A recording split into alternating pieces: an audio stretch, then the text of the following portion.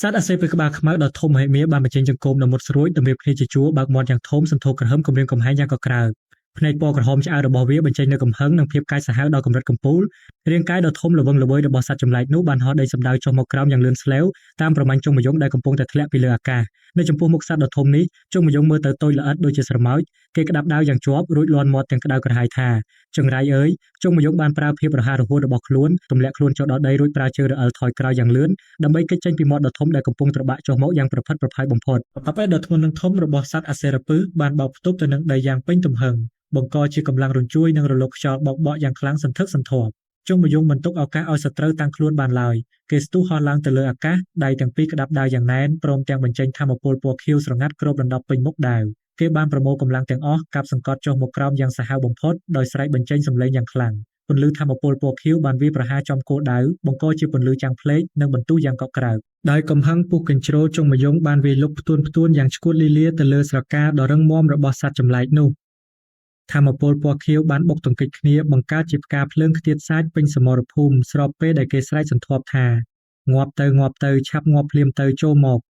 ផ្លែដាវដែលកំពុងឆាប់ឆេះដោយថាមពលពណ៌ខៀវបានសង្កត់កកិតទៅលើស្រកាពណ៌ខ្មៅនោះយ៉ាងខ្លាំងក្លាជុំមយងខំប្រឹងសង្កត់កម្លាំងដោយសង្ឃឹមថានឹងទម្លុះការការពារនេះបានព្រមទាំងស្រែកបង្ខំឲ្យវាឆាប់បែកទឹកមុខរបស់ជុំមយងប្រែជាតានតឹងនិងស្លេកស្លាំងញើសត្រជាក់ចាប់ផ្ដើមហូរចុះមកគេបើកភ្នែកធំទាំងហួចចិត្តនៅពេលដឹងថាការវាយប្រហារដ៏ខ្លាំងក្លារបស់ខ្លួនមិនអាចធ្វើឲ្យសត្វនេះរបួសសូម្បីតែបន្តិចតើនេះវាសមហេតុផលដែរឬទេទោះបីជាក្បាច់ដាវធម្មតាឬអាទិទេពដាវផ្កាភ្លុំក៏ដោយក៏ផ្លែដាវនេះត្រូវតែកាត់មុតទើបខ្ញុំអាចធ្វើអ្វីបាននេះមិនខុសពីការយកមេសៀវទៅវាយជាមួយមនុស្សពាក់អាវក្រោះនោះទេកម្លាំងរុញច្រានត្រឡប់មកវិញពីស្រកាដ៏រឹងដូចដែកថែបបានធ្វើឲ្យរាងកាយរបស់ជុងមយងត្រូវខ្ទាតប៉ាងឡើងទៅលើអាកាសគេលាន់មាត់ឡើងដោយក្តីចុកចាប់រាងកាយរបស់ជុងមយងបានរអិលធ្លាក់ចុះមកតាមដងខ្លួនដ៏ខ្មៅរលោងរបស់សត្វចម្លែកនោះគេព្យាយាមយកដាវដោតផ្ទប់ទៅនឹងស្រការបស់វាដើម្បីទប់លំនឹងកុំឲ្យធ្លាក់ទោះស្ថិតក្នុងស្ថានភាពបែបនេះក្តីក៏គេនៅតែខំធ្មេញជេរប្រតិចដោយកំហឹងថាអាសត្វពស់ចង្រៃខោមសត្វអាសេរពឹសដ៏ធំមហិមាបានងើបក្បាលរបស់វាឡើងទៅលើមេឃយ៉ាងខ្ពស់ត្រដែតភ្លាមជុងមយងដែលទើបតែតោងជាប់នៅលើចុងច្រមុះរបស់វាត្រូវជួបនឹងកម្លាំងយ៉ាងខ្លាំងរហូតធ្វើឲ្យគេស្រែកលោឡាពេញផ្ទៃអាកាសបាត់បង់ម្ចាស់ការតែម្ដងយន្តចុងបើកភ្នែកធំទាំងតក់ស្លុតសរសៃឈាមលៀនពេញភ្នែកស្រែកហៅឈ្មោះសិស្សប្អូនយ៉ាងអស់កម្លាំងកាយកំហែងសំឡេងស្រែកហៅឈ្មោះជុងមយងបានបន្លឺឡើងកក្រើកពេញទីធ្លាស្របពេលដែលរាងកាយដ៏មហិមារបស់សត្វអាសេរពឹសបានទម្លាក់ខ្លួនសង្កត់កំទេចពីលើរាងកាយដ៏តូចល្អិតរបស់គេកម្លាំងសង្កត់ដ៏មហាសាលនេះបានធ្វើឲ្យដីប្រេះបែកខ្ទាតផ្ទាំងថ្មរៀបបាយពេញសមរភូមិយ៉ាងសាហាវបំផុតរាងកាយរបស់ជុំមយងត្រូវរងសម្ពាធយ៉ាងធ្ងន់ធ្ងរនៅក្រោមគំនរថ្មនិងរាងកាយសត្វចម្លែកគេខំធ្មេញបិទភ្នែកទប់ការឈឺចាប់យ៉ាងខ្លាំងក្លាស្របពេលដែលមានឈាមផ្លាតខ្ទាតចេញពីមាត់យ៉ាងគួរឲ្យអាណិតអាសូរកន្ទុយដ៏ធំក្រាស់របស់សត្វអាសេរពឹសបានបោកវាយកំទេចដីនិងផ្ទាំងថ្មយ៉ាងកក្រើករញ្ជួយធ្វើឲ្យកំទេចថ្មនិងដីខ្ទាតហោះសន្ធឹកសន្ធាប់ពេញអាកាសបង្កជាកម្លាំងបំផ្លិចបំផ្លាញគ្មានសល់សត្វចម្លែកនេះបានក្រវិចក្បាលវាយកម្ចាត់រាងកាយរបស់ជុំមយងឲ្យខ្ទាតប៉ាងហោះឡើងទៅលើអាកាសយ៉ាងលឿនស្លេវទុកឲ្យគេរសាត់តែលតោដោយគ្មានលំនឹងជុំមយងកំពុងធ្លាក់ចុះមកក្រោមវិញយ៉ាងលឿនសម្បើមដៃរបស់គេនៅតែក្តាប់ដាវបាក់យ៉ាងជាប់ទោះបីជារាងកាយកំពុងរងរបួសនិងអស់កម្លាំងទន់ខ្សោយយ៉ាងណាក៏ដោយមិនខ្វល់ខ្វាយពីគូសត្រូវដែលកំពុងធ្លាក់ចុះសត្វអាសេរពឹសដ៏ធំបានបង្វែរទិសដៅរួចជ្រមុជខ្លួនដ៏ខ្មៅរលោងរបស់វាចូលទៅក្នុងបឹងដ៏ជ្រៅមួយនៅក្បែរនោះយ៉ាងរហ័សទឹកបឹងបានបាញ់ខ្ទាតរលកធំឡើងលើអាកាសយ៉ាងកក្រើកនៅពេលដែលរាងកាយដ៏ធំរបស់សត្វចម្លែកនោះមុជចុះទៅបាត់កម្លាំងរញ្ជួយពីការវាយប្រហារអំបញ្ញមិញបានធ្វើឲ្យផ្ទាំងថ្មនៅតាមជម្រាលភ្នំចាប់ផ្ដើមបាក់ស្រុតចុះមកយ៉ាងសន្ធឹកបង្កើតជារលកគំនរថ្មធ្លាក់ចុះមកដុំថ្មធំតូចអមដោយធូលីដីហុយទ្រលោមបានបន្តធ្លាក់មកសង្កត់កប់ពីលើរាងកាយរបស់ជុងមយងដែលកំពុងដេកស្ដុកស្ដឹងនៅខាងក្រោមគំនរថ្មរាប់ម្ដងបានបន្តហូរធ្លាក់ចុះមកយ៉ាងកក្រើកកប់លាក់ដងខ្លួនជុងមយងឲ្យបាត់ឈឹងទៅក្រោមគំនរមហន្តរាយនេះដីហុយទ្រលោមចាប់ផ្ដើមស្ងប់ស្ងាត់បន្តិចឃើញតែដៃម្ខាងរបស់ជុងមយងដែលកាន់ដាវបាក់លេចចេញពីគំនរថ្មដ៏ធំមហិមាក្រុមសិស្សនៃបកហួសានរួមមានបាយឆុននិងអ្នកផ្សេងទៀតបានរត់ប្រឹងប្រែងសម្ដៅមកកាន់គំនរថ្មនេះយ៉ាងលឿនស្លេវទាំងក្តីភ័យតក់ស្លុតព្រមទាំងស្រែកហៅទាំងមិនចង់ជឿភ្នែកខ្លួនឯងជុងមយងកុំប្រាប់ណាថាគំនរផ្ទាំងថ្មដ៏ធំបានសង្កត់កប់រាងកាយរបស់ជុងមយងជិតឈឹងបន្សល់ទុកឲ្យឃើញត្រឹមតែដៃនិងជើងលិបលោតចេញពីក្រោមគំនរមហន្តរាយនេះតែប៉ុណ្ណោះបរិយាកាសពោរពេញទៅដោយភាពតក់ស្លុតស្របពេលដែលមានសម្លេងស្រែកបន្លឺឡើងពីចម្ងាយយ៉ាងរន្ធត់ថាមិនអាចទេសម្លេងស្រែកសួរទាំងភ័យតក់ស្លុតបន្តបន្លឺឡើងកក្រើកថាតើគេពិតជាស្លាប់មែនទេទោះជាយ៉ាងណាក៏ដោយនៅក្រោមគំនរដីនិងថ្មដ៏ធ្ងន់ទាំងនោះជុងមយងមិនទាន់បាត់បង់ជីវិតឡើយគេបើកភ្នែកសម្លក់ឡើងលើទាំងកំហឹងសន្ធោសន្ធៅសរសៃឈាមពុះកញ្ជ្រោលក្បែរភ្នែកហាក់បីដូចជាចង់ស៊ីសាច់ហើយឈាមគូសត្រូវ សំណួរមួយពោរពេញដោយភាពស្រឡាំងកាំងនិងមិនគួរឲ្យជឿបានបន្លឺឡើងកាត់ភាពស្ងៀមស្ងាត់យ៉ាងខ្លាំងៗថាមែនទែននឹងក្រុមសិស្សនៃបកហូសានបានប្រមូលផ្ដុំគ្នាអោនសម្លឹងមើលទៅក្រោមគំនរថ្មដោយទឹកមុខព្រួយបារម្ភលាយឡំគ្នានឹងភាពងឿងឆ្ងល់យន្តចុងបែកញើសថ្ងាសសួរឡើងទាំងផិតភ័យថាតើគេពិតជាស្លាប់មែនឬជូហ្គោដែលឈរពីក្រោយលួចបែកញើសត្រជាក់ឆ្លើយតបវិញទាំងហួសចិត្តថាតើឯងសង្ឃឹមឲ្យគេស្លាប់មែនទេយូអ៊ីសលនៅតែរក្សាទឹកមុខស្ងប់ស្ងាត់គ្មានអារម្មណ៍រួចពោលថាគេមិនទាំងកំរើកផងចំណែកឯបៃឆនវិញបានលូកមាត់និយាយទាំងរដាក់រដប់ថាចូលយើងពិនិត្យមើលសិនទៅភ្លាមនោះកម្លាំងថាមពលដ៏មហាសាលបានផ្ទុះឡើងកំទេចផ្ទាំងថ្មឲ្យខ្ទាតប៉ាងរីប៉ៃពេញអាកាសជុងមយងបានស្ទុះហោះចេញមកក្រៅដោយកម្លាំងកំហឹងដ៏ឆ្កួតលីលាគេហែកមាត់ស្រែកកំហកឡើងក្រហមមុខក្រហមមាត់ថាអាសត្វពស់ចង្រៃនេះវាពិតជាចង់ងាប់មែនទេទស្សនភាពដ៏កក់ក្ដៅនេះបានធ្វើឲ្យបៃឆនភ្ញាក់ព្រឺតលោតថយក្រោយកិច្ចពីកំទេចថ្មស្ទើរតែមិនទាន់កំហឹងរបស់ជុងមយងនៅតែបន្តពុះកញ្ជ្រោលគេសង្កេតធ្មេញបញ្ចេញរស្មីពិឃាតព្រមទាំងស្រែកគំរាមទាំងក្តៅក្រហាយថាអាពស់ចង្រៃថ្ងៃនេះទោះជាមានរឿងអ្វីកើតឡើងក៏ខ្ញុំត្រូវតែយកវាទៅស្ងោរធ្វើស៊ុបពួកឲ្យទាល់តែបានលើបែបនេះជូហ្គលដែលឈរពីក្រោយបានធ្វើមុខងឿងឆ្ងល់ហួសចិត្តរួចបោះសម្ដីទៅវិញថាធ្វើយ៉ាងម៉េចទៅឯងសូម្បីតែកោសវានឹងដាវក៏មិនមុតផងទោះបីជាការពិតឯងបានប្រើប្រាស់ធមពលទៅហើយក៏ដោយជុងមយងលើកដៃជូតកំទេចដីនឹងឈាមចេញពីមាត់យ៉ាងកំរោលភ្នែករបស់គេសម្លក់យ៉ាងមុតស្រួចបញ្ចេញនូវការបដិញ្ញាចិត្តយ៉ាងមុតមាំមិនព្រមចុះចាញ់ត្រឹមនេះឡើយប្រើធមពលហើយនៅតែមិនមុតអ្នកណាខ្វល់ខ្ញុំនឹងធ្វើឲ្យវាមុតឲ្យទាល់តែបាន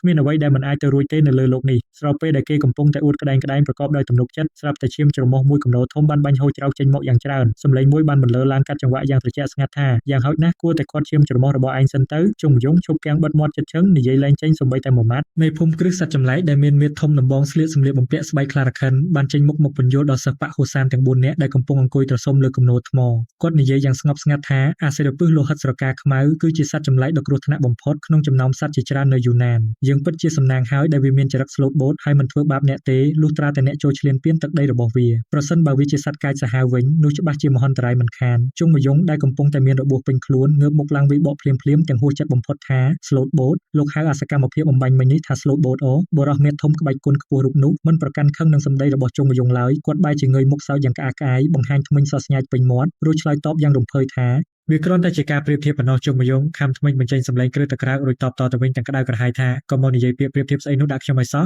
ទឹកបឹងពណ៌ខៀវស្រងាត់បោករលកតិចក្រុមសិស្សបកហូសានឈរស្ងៀមស្ងាត់ស្ដាប់ការបញ្យល់របស់មេភូមិគ្រឹះសត្វចម្លែកយ៉ាងយកចិត្តទុកដាក់គាត់ពោលដោយសម្លេងធ្ងន់បំបីភាពស្ងៀមស្ងាត់ថាទោះជាយ៉ាងណាក៏ដោយអសិទ្ធិពលលោហិតស្រកាខ្មៅមានការហួងហែងទឹកដីរបស់វាយ៉ាងខ្លាំងវាដាច់ខាតមិនអនុញ្ញាតឲ្យអ្នកណាប៉ះពាល់សូម្បីតែដុំថ្មឬស្មៅមួយសន្លឹកនៅលើទឹកដីវានោះទេការចង់បន្លំភ្នែកអសិទ្ធិពលនេះដើម្បីទៅបេះឱសថវិញ្ញាណទេពគឺជារឿងដែលមិនអាចទៅរួចទេជុំមយងដែលកំពុងអង្គុយទន់ជង្គង់តបទៅវិញដោយសម្ដីឌឺដងអរគុណហើយសម្រាប់ការព្រមានទាន់ពេលវេលាបៃឆនឈរអោនមុខចុះសម្លឹងមើលទៅដីទាំងអស់សង្ឃឹមរួចសន្និដ្ឋានយ៉ាងច្បាស់លាស់ពីស្ថានភា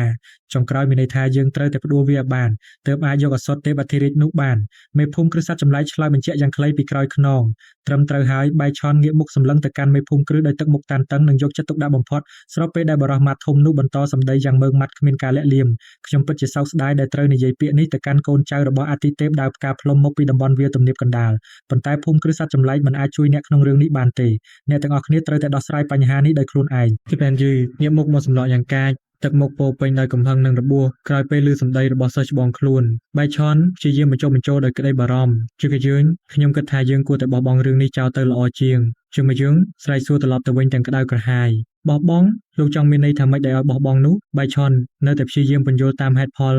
វាគ្មានផ្លូវផ្សេងទេឯងមានគម្រោងចង់ប្រយុទ្ធជាមួយវាយ៉ាងម៉េចបើដាវរបស់ឯងសំបីតែចាក់ទម្លុះសកាវាមិនមុតផងនោះភ្នែករបស់ជុងមយងសម្លក់មុតស្រួចបញ្ចេញរស្មីមិនព្រមចុះចាញ់ផ្ទៃមុខពោពេញដោយស្នាមរបួសនិងភាពតានតឹងខណៈកំពុងស្ដាប់ការរំលឹករបស់បៃឆនអំបញ្ញមិញឯងគ្រាន់តែសំណាងប៉ុណ្ណោះប្រសិនបើឯងខ្វះសំណាងតែបន្តិចម្លេះសំបីតែឯងក៏ខ្លាចជាចំណីរបស់វាបាត់ទៅហើ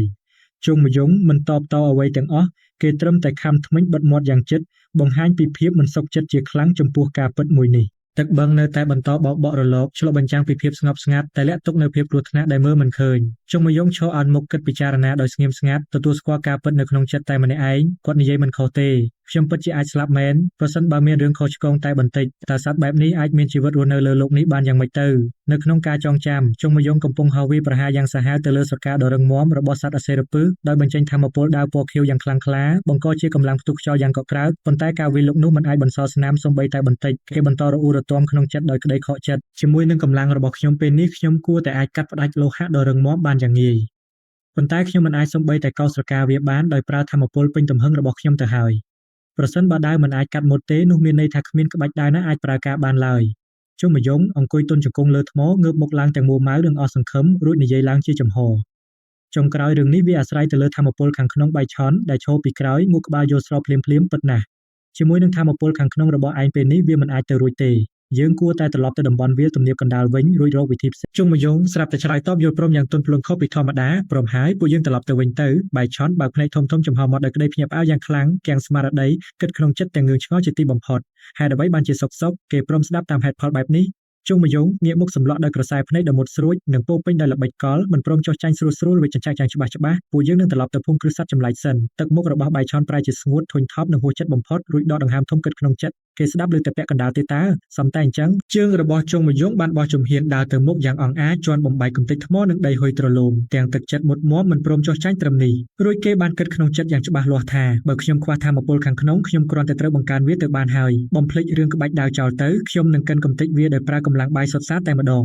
ជុំមយងងាកក្បាលមកក្រោយវិញដោយក្រសែភ្នែកសម្លក់យ៉ាងកាចសាហាវលាយឡំនឹងល្បិចកលពោពេញដោយទំនុកចិត្តទោះបីជាច្រមុះរបស់គេកំពុងតែញុកក្រដាសខាត់ឈាមក៏ដោយចំណែកឯវិញចុះចោលនៅពីក្រោយបានត្រឹមតែធ្វើមុខស្ងួតសម្លឹងមើលសិស្សប្អូនរបស់ខ្លួនដោយក្តីងឿងឆ្ងល់ជុំមយងបោះសម្ដីគំរាមចុងក្រោយទៅកាន់សត្វអសេរពឹសដែលបានមុជបាត់ទៅក្នុងទឹកនោះថាចំណែកឯងវិញពួកយើងនឹងជួបគ្នាម្ដងទៀតក្នុងពេលឆាប់ៗនេះពេជ្រទឹកបឹងពណ៌ខៀវស្រងាត់នៅតែបន្តបោកបក់រលកតិចបន្សល់ទុកនៅភាពស្ងប់ស្ងាត់និងអាចកំបាំងនៃសត្វដ៏គ្រោះថ្នាក់នៅពីក្រោមផ្ទៃទឹកនោះដដែលឃើញជុំមយងដើរចេញទៅយ៉ាងប្រញាប់ប្រញាល់បៃឆនក៏ប្រញាប់សួរខាត់ពីក្រោយឈប់សិននេះឯងកំពុងតែមានគម្រោងចង់ធ្វើអ្វីទៀតហើយដោយគ្មានការឆ្លើយតបបៃឆនក៏ស្រែកហៅយ៉ាងក្តៅក្រហាយព្រមទាំងនាំសិស្សបកហួសានដទៃទៀតមានជោហ្គលនិងយន្តចុងរត់ដេញតាមពីក្រោយជុំមយងយ៉ាងតក់ក្រហល់ណែរងចាំពួកយើងផងក្រុមសិស្សនៃបកហួសានបានប្រញាប់ប្រញាល់រត់តម្រង់ចូលទៅក្នុងព្រៃយ៉ាងលឿនស្លេវមេភូមិគ្រឹះសត្វចម្លែកបានងាកខ្នងឈរមើលតាមដំណើររបស់ពួកគេរួចញញឹមចុងមាត់យ៉ាងមានអត្ថន័យក្រសែភ្នែករបស់គាត់ពោពេញទៅដោយការចាប់អារម្មណ៍និងក្តីរំពឹងទុកយ៉ាងជ្រាលជ្រៅចំពោះយុវជនទាំងនេះពីលើទីខ្ពស់គេអាចសង្កេតឃើញក្រុមបកហួសានរត់ឆ្ងាយទៅឆ្នាដោយទ្រឡោភ្នំក្បែរមាត់បឹង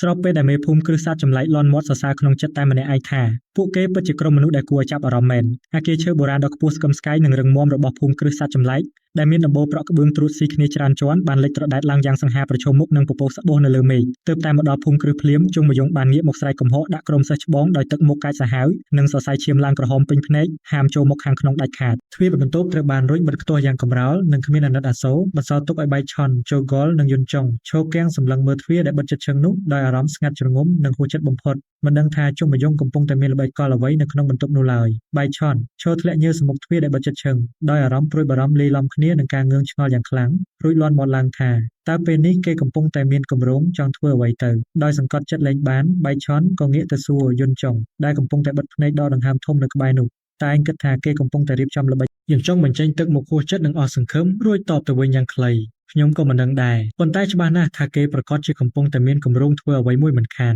ងាកមកមើលខាងក្នុងបន្ទប់វិញជុងមយងកំពុងតែអង្គុយត្របំកាយឆែកឆេររកមើលរបស់របរក្នុងបង្វេចយ៉ាងប្រញាប់ប្រញាល់បំផុតគេបានទាញយកថង់ក្រណាត់ពណ៌ខ្មៅមួយចេញមកដោយខ្សឹបប្រាប់ខ្លួនឯងថាថ្នាំគ្រាប់ធម្មពលដើមបន្ទាប់មកគេក៏ទាញប្រអប់ឈើមួយទៀតមកទម្លាក់ចុះយ៉ាងកំរោលថ្នាំគ្រាប់ពឺពាន់មុខកែវភ្នែករបស់ជុងមយងប្រែជាមុតស្រួចពោពេញដោយភាពម៉ឺងម៉ាត់គេលូកដៃទៅក្រសោបប្រអប់ឈើតូចមួយទៀតយ៉ាងជុងមយងសម្លឹងមើលទៅប្រអប់នោះទាំងសង្កេតថ្មីញើសហូរចុះមកតាមថ្ពាល់បង្ហាញពីការសម្រេចចិត្តដ៏ធំដុំមួយវាជារឿងដែលខ្ញុំត្រូវតែធ្វើនៅទីបំផុតខ្ញុំដឹងថាថ្ងៃនេះនឹងមកដល់មិនខានជុំមយងទម្លាក់បង្វេចចោលទៅម្ខាងទុកតែថ្នាំគ្រាប់និងប្រអប់ឈើនៅលើតុបែកគ្រែ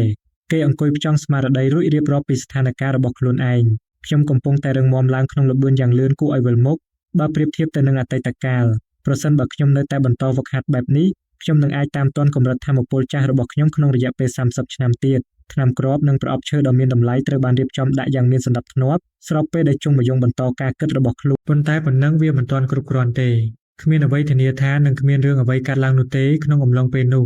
ដើម្បីឆ្លងកាត់រាល់ស្ថានភាពទាំងអស់ខ្ញុំត្រូវតែក្លាយជាអ្នកខ្លាំងឲ្យបានលឿនបំផុតតាមដែលអាចធ្វើទៅបាន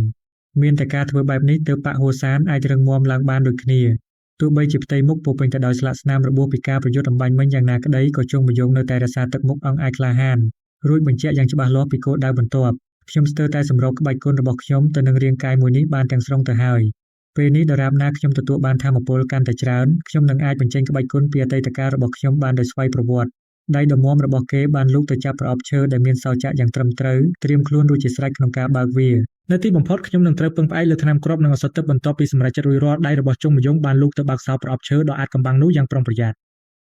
តាមរយៈប្រហោងតូចមួយនៃគម្របប្រអប់ដែលទើបតែហើបឡើងបន្តិចក្រសែភ្នែកដ៏មុតស្រួយរបស់គេបានសម្លឹងចូលទៅខាងក្នុងយ៉ាងយកចិត្តទុកដាក់បំផុតហាក់កំពុងរង់ចាំមើលថាតើមានរឿងអស្ចារ្យអ្វីកើតឡើងនៅខាងក្នុងនោះគ្រាន់តែគម្របប្រអប់បើកចំហភ្លាមស្រាប់តែមានថាមពលពណ៌បៃតងដ៏មហាសាលបានផ្ទុះភាយចេញមកយ៉ាងកក្រើកពន្លឺថាមពលរាងជាផ្កាឈូកបានបក់បោកវល់វល់ជុំវិញខ្លួនរបស់ជុំមយងបំភ្លឺពេញបន្ទប់ដ៏ងងឹតបង្កើតបានជាទិដ្ឋភាពមួយយ៉ាងអស្ចារ្យនិងពោរពេញដោយក្លិនក្រអូបឈ្ងុយឈ្ងប់នៃរុក្ខជាតិទឹកដែលកំពុងសាយភាយពេញទីធ្លាទោះបីក្លិនក្រអូបនោះអាចទាក់ទាញអារម្មណ៍ឲ្យលងលក់យ៉ាងណាក្តីក៏ជុំមយងនៅតែរក្សាស្មារតីបានយ៉ាងរឹងប៉ឹងគេសង្កេតធ្មេញបិទភ្នែកតាំងសមាធិបែកញើសស្រាកព្រមទាំងប្រាប់ខ្លួនឯងយ៉ាងដាច់អហង្ការថាគេដាច់ខាតមិនបណ្ដោយឲ្យក្លិនដ៏សែនទាក់ទាញនេះបោកប្រាស់ស្មារតីបានជាដាច់ខាតនៅចំកណ្ដាលប្រអប់ឈើនោះគឺមានកូនដុតតូចមួយពណ៌ខៀវក្រម៉ៅដែលកំពុងតែបញ្ចេញពន្លឺនិងថាមពលពណ៌បៃតងយ៉ាងសន្ធឹកសន្ធាប់រំពាត់ដោយពន្លឺសមោផ្កាដ៏ស្រស់ស្អាតនៅជុំវិញ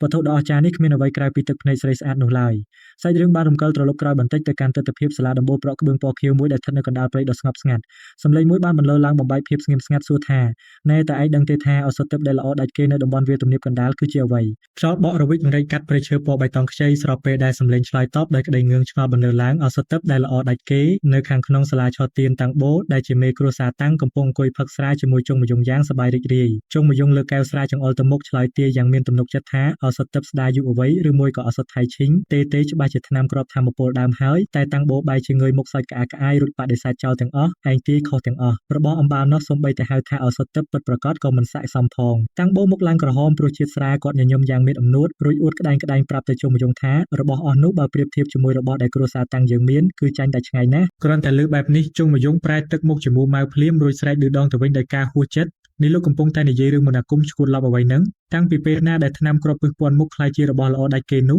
វាគ្រាន់តែជារបស់កំ pl ែងសោចចំអកមួយប៉ុណ្ណោះបើប្រៀបទៅនឹងរបស់ដែលបដតីមាននោះត្រូវចំចំណុចខ្សោយតាំងបូក៏លួចបែកញើសប៉ុនក្របពោតញញឹមស្ងួតព្រមទទួលស្គាល់ការពិតយ៉ាងអៀនខ្មាស់អានឹងវាជារឿងពិតសម្រាប់ថ្នាំគ្រាប់ពឹសពាន់មុខមែនប៉ុន្តែភ្លាមនោះគាត់ក៏លើកចង្អុលដៃឡើងដោយទឹកមុខមើងម៉ាត់វិញរួចបន្តការពន្យល់យ៉ាងច្បាស់លាស់តែនេះខ្ញុំកំពុងនិយាយពីរឿងផ្សេងស្រឡះទាំងស្រុងឱសថទឹកពិតប្រាកដរបស់គ្រួសារតាំងមានឈ្មោះថាទឹកភ្នែកស្រីស្អាតទៅវិញទេជោគមយងដែលកំពុងអង្គុយកាន់កែវស្រាធ្វើមុខឆ្ងល់ស្លន់ស្លោទឹកភ្នែកស្រីស្អាតខ្ញុំមិនដែលសូម្បីតែលើឈ្មោះវាម្ដងសោះតាំងបូចង្អុលមុខជោគមយងរួចឆ្លើយយ៉ាងមានមោទនភាព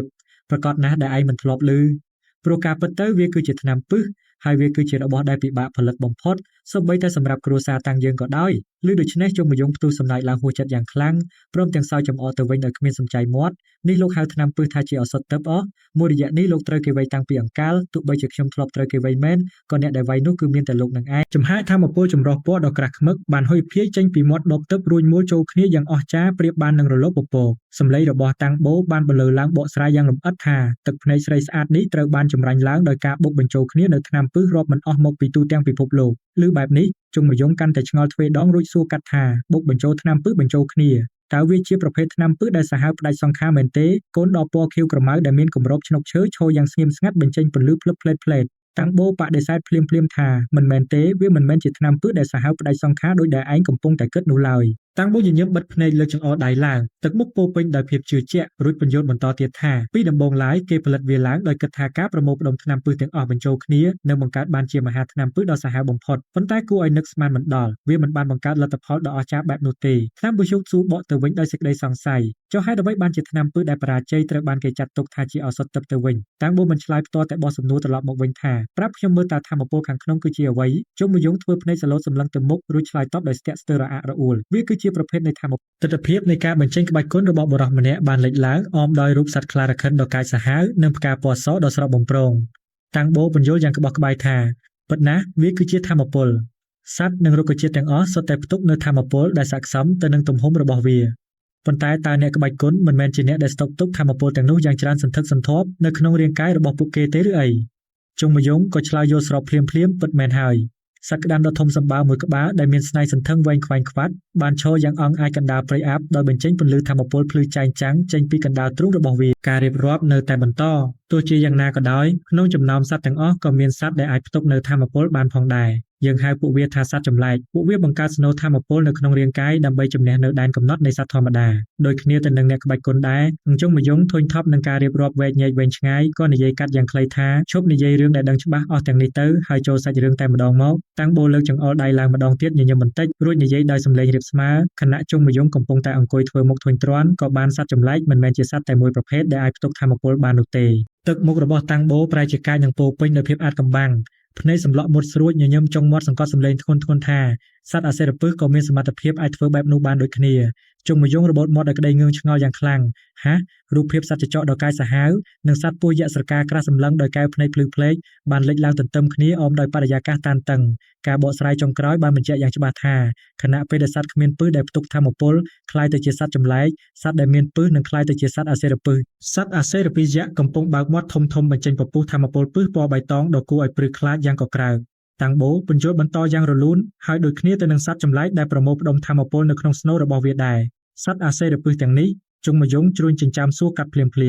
ប្រមូលផ្ដុំថាមពលនៅក្នុងពិសរបស់ពួកវាមែនទេតាំងបូញញឹមស្រស់បញ្ជាក់ការយល់ឃើញនេះពិតប្រាកដណាស់បើមិនដូច្នេះទេគ្មានហេតុផលណាដែលពិសរបស់ពួកវាកាន់តែសាហាវទៅតាមទំហំខ្លួនរបស់សត្វទាំងនោះទេមែនទេដំណក់ពិសពណ៌បៃតងខាប់អន្តិលបានស្រក់ចូលរុំព័ទ្ធស្នូលថាមពលពណ៌ស្វាយដ៏ភ្លឺភ្លេកបង្កើតជារលកទឹកពិសយ៉ាងអាតកំបាំងនិយាយឲ្យងាយយល់ទៅពិសរបស់សត្វអាសិរពិសគឺមិនខុសពីឱសថទិព្វដែលផ្ទុកនៅថាមពលដែលសត្វនោះបានប្រមូលផ្ដុំអស់មួយជីវិតរបស់វានោះទេចុងមយងបញ្ចេញទឹកមុខស្អប់ខ្ពើមនិងសង្ស័យយ៉ាងខ្លាំងរួចគិតក្នុងចិត្តធំក្លិនដូចជាជនបោកប្រាស់យ៉ាងម៉េចទេកែវភ្នែករបស់តាំងបូប្រែជាមុតស្រួចនិងពោពេញដោយភាពម៉ឺងម៉ាត់បំផុតខណៈដែលគាត់ទម្លាយអាត់កំបាំងដ៏ធំមួយការពិតទៅនៅក្នុងគ្រួសារតាំងរបស់យើងធ្លាប់បានធ្វើការសាកល្បងជាច្រើនដងរួចមកហើយដើម្បីស្រូបយកទឹកភ្នែកស្រីស្អាតដែលជាការប្រមូលផ្ដុំនៃកំពូលថ្នាំពិសគ្រប់ប្រភេទហើយប្រើប្រាស់វាជាថាមពលខាងក្នុងតើឯងដឹងទេថាលទ្ធផលទៅជាយ៉ាងណាជុំមយងបើកភ្នែកធំៗដោយក្តីតក់ស្លុតញើសស្រក់ជាក់ស្រក់ចុះមកតាមថ្ពាល់សួរតបទាំងរដាក់រដប់យ៉ាងម៉េចទៅផ្ទុយពីភាពតានតឹងតាំងបូបែរជាងើយមុខសោតយ៉ាងក្អាកក្អាយដោយគ្មានខ្វល់ខ្វាយអ្វីបន្តិចសោះពួកគេស្លាប់ទាំងអស់នឹងហើយព្រោះថាវាជាថ្នាំពិសតើវាមិនច្បាស់ពេកទេឬជុងមយងកាន់កែវស្រាកៀងស្ងៀមសម្លក់មុខមេគ្រួសារតាំងដោយក្រសែភ្នែកក្តៅក្រហាយបំផុតត្រៀមនឹងផ្ទុះកំហឹងគ្រប់វិនាទីអស់ការអត់ធ្មត់ជុងមយងស្ទុះហក់ទៅច្របាច់កតាំងបូផ្ដួលទៅនឹងកម្រាលយ៉ាងកំរោលបញ្ចេញថាមពលពណ៌ខៀវគំរាមកំហែងយ៉ាងសាហាវណែស្ដាប់ឲ្យចប់សិនទៅចាំសិនតាំងបូប្រវេប្រវាស្រែកខាត់ទាំងភិតភ័យវ៉ាកុំបញ្ចេញថាមពលខាងក្នុងចូលមកអីក្រុមព្រឹទ្ធាចារ្យកម្ពុជារបស់គ្រួសារតាំងជាច្រើនអ្នកកំពុងត្រូវវាយខ្ទាតប៉ាំងហោះពេញអាកាសយ៉ាងអាម៉ាស់ស្របពេលតាំងបូខំប្រឹងបន្តការរៀបរាប់ទាំងត្រដាបត្រដួសពួកគេបរាជ័យមែនប៉ុន្តែវាមានប្រសិទ្ធភាពព្រឹទ្ធាចារ្យរបស់គ្រួសារតាំងបានប្រញាប់ប្រញាល់ចូលទៅដើម្បីបង្ក្រាបបុរសម្នាក់ដែលបានឈួតវង្វេងដោយសារថ្នាំពិសនោះប៉ុន្តែពួកគេទាំងអស់បែរជាត្រូវវាយបកនិងវាយឲ្យដួលទៅវិញបន្ទុះថាមពលពណ៌បៃតងដ៏មហាសាលបានផ្ទុះកក្រើកឡើងកំទេចអាគារនិងផ្ទះសម្បែងជុំវិញឲ្យខ្ទេចខ្ទីគ្មានសល់คล้ายជាគំនរបាក់បែកដ៏ធំធេងដោយសារតែថាមពលខាងក្នុងដ៏មហាសាលនោះគ្រួសារតាំងស្ទើរតែត្រូវរលាយទាំងស្រុងទៅហើយនៅថ្ងៃនោះទោះបីជារឿងនេះបានកើតឡើងតាំងពី200ឆ្នាំមុនក៏ដោយស្រមោលគ្រងឆ្អឹងពណ៌ខ្មៅកំពុងរលាយស្រក់ចុះមកយ៉ាងគួរឲ្យរន្ធត់ស្រែកធ្ងោក្នុងភាពឈឺចាប់យ៉ាងសែនទារុណបំផុតជាការពិតណាស់អ្វីដែលគាត់បានផឹកមិនមែនជាថ្នាំពិសដែលត្រូវបានពន្លាយនោះទេប៉ុន្តែវាគឺជាក្លឹមនៃមហាថ្នាំពិសដ៏សាហាវបំផុតដោយសារតែគាត់បានធ្វើរឿងឈួតលីលាដូចជាការលេបវាចូលទាំងអស់ដោយមិនមានការទប់ទល់រាងកាយនោះបានរលាយคล้ายជាដុំរាវពណ៌ខ្មៅអន្ទិលហូរស្រក់ចុះមកក្រោមហុយផ្សែងសត្រលំសាយភាយពេញទីកន្លែងនៅទីបំផុតរាងកាយនោះបានរលាយคล้ายជាធ្លុកឈាមដ៏គួរឲ្យខ្ពើមរអើមដែលមានលាយឡំទៅដោយគ្រាប់ភ្នែកនិងកំទេចកំទីរាងកាយហើយផ្សែងសាយភាយយ៉ាងព្រឺព្រួចគាត់ក៏បានរលាយคล้ายជាធ្លុកឈាមយ៉ាងស្អាតតែម្ដងទោះជាយ៉ាងណាក៏ដោយចំណុចសំខាន់គឺថាវាពិតជាមានប្រសិទ្ធភាពហើយឥទ្ធិពលរបស់វាគឺធំធេងខ្លាំងណាស់ដែលធ្វើឲ្យឱសថទិព្វប្រភេទផ្សេងៗទៀតមិនអាចយកមកប្រៀបផ្ទឹមបានឡើយការចងចាំបានត្រឡប់ទៅរកទិដ្ឋភាពនៃការសន្ទនាអំបញ្ញមិញម្ដងទៀតតាំងបូញញឹមចុងមាត់យ៉ាងមានទំនុកចិត្តនិងលាក់ល្បិចកលភ្នែកសម្លឹងមុតស្រួចដៃម្ខាងកាន់កែវស្រាចំណែកដៃម្ខាងទៀតចង្អុលបញ្ជាក់យ៉ាងម៉ឺងម៉ាត់ទោះបីជានៅលើក្បាលនៅមានស្នាមពុកប៉ុនផ្លែក្រូចឆ្មាក៏ដោយគាត់បានបន្លឺសំឡេងយ៉ាងអំនួតថាទឹកភ្នែកស្រីស្អាតអាចនឹងបរាជ័យក្នុងការក្លាយជាមហាថ្នាំពិសដ៏សាហាវបំផុតនៅលើលោកប៉ុន្តែវាអាចក្លាយជាឱសថទិព្វដ៏អស្ចារ្យបំផុតនៅលើលោកបានដរាបណាយើងអាចបន្សុទ្ធវាបានកាត់មកបច្ចុប្បន្នភាពនៅក្នុងបន្ទប់ដ៏ស្ងាត់ជ្រងំជុំមយងកំពុងតែអង្គុយពេនភ្នែកនៅលើកម្រាលឥដ្ឋព្រមទាំងអោបដៃជាប់នៅនឹងទ្រូងយ៉ាងតឹងតែងសម្លៀកបំពាក់របស់គេរហែករยิករយាកពេញខ្លួនដោយសារការប្រយុទ្ធហើយផ្ទៃមុខពោពេញទៅដោយស្លាកស្នាមរបួសនិងញើសត្រជាក់ដែលហូរស្រក់ចុះមកកែវភ្នែករបស់គេសម្លក់ទៅមុខយ៉ាងមុតស្រួចលាយឡំជាមួយអារម្មណ៍តានតឹងស្មុគស្មាញនិងធ្វើមុខក្រញើមួម៉ៅយ៉ាងខ្លាំងខណៈពេលដែលកំពុងរំលឹកនឹកឃើញដល់ពាក្យសម្ដីរបស់អ្នកមេគ្រួសារតាំង